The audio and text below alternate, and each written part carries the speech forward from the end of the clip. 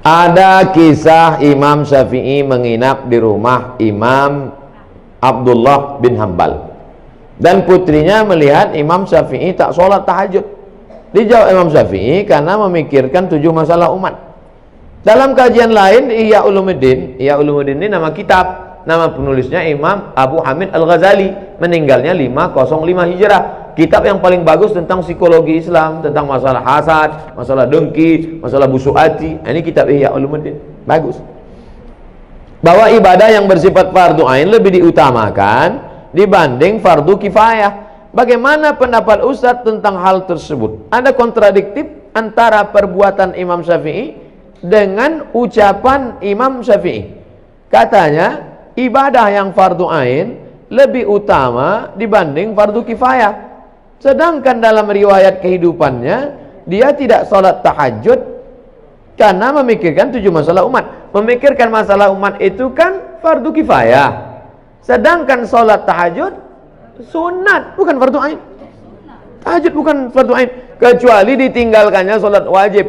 Kok kenapa tak sholat wajib? Aku memikirkan umat nih sekarang. Nah, itu tak betul. Dan tidak pula tiap malam. Imam Syafi'i bukan tiap malam dia tak tahajud. Jadi ceritanya Imam Syafi'i bertamu ke rumah Imam Ahmad bin Hambal. Paginya ditanya sama anaknya, ya itu siapa ya? Kok aneh kawan ayah itu? Kenapa? Ada 3 aku lihat. Yang pertama, kuat kali makan dia, habis makanan. Yang kedua, dia tadi sholat subuh tidak wudhu. Yang ketiga, dia tak tahajud. Kata Imam Ahmad bin Hambal, itu Imam Syafi'i, guru saya. Imam Ahmad bin Hambal itu murid Imam Syafi'i ketika sedang berada di Baghdad, Irak. Imam Syafi'i meninggal 204, Imam Hambali meninggal 241. Ingat, ada 2 angka yang mirip, 204, 241.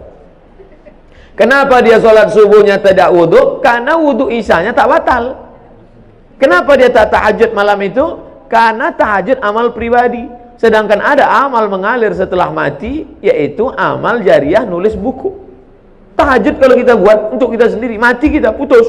Tapi kalau nulis buku, tapi jangan tiap malam nulis tak tahajud, sekali-sekali. Yang ketiga, kenapa makannya banyak? Karena makanan orang beriman itu obat. Nah, bapak ibu kalau banyak tadi makan, mana tahu ditanya, kok banyak kali makan? Ini obat. Cuman kadang orang yang 3 cerita ini, yang 1 itu aja ingat dia, yang 2 itu tak ingat.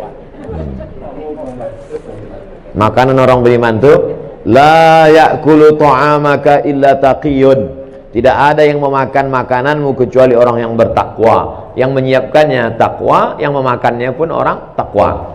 Semua yang saya makan di rumah ini, yang kita makan di rumah ini, jadi amal soleh. Kenapa? Karena orang beriman itu makan liyuqima sulbahu, untuk menegakkan tulang belakang. Asal udah tegak tulang belakang, stop. Jadi kalau bapak ibu nampak nanti saya mau makan ini, mau ambil ini, Ustaz kok banyak kali makan? Aku kalau tidak begini tak tegak tulang belakang.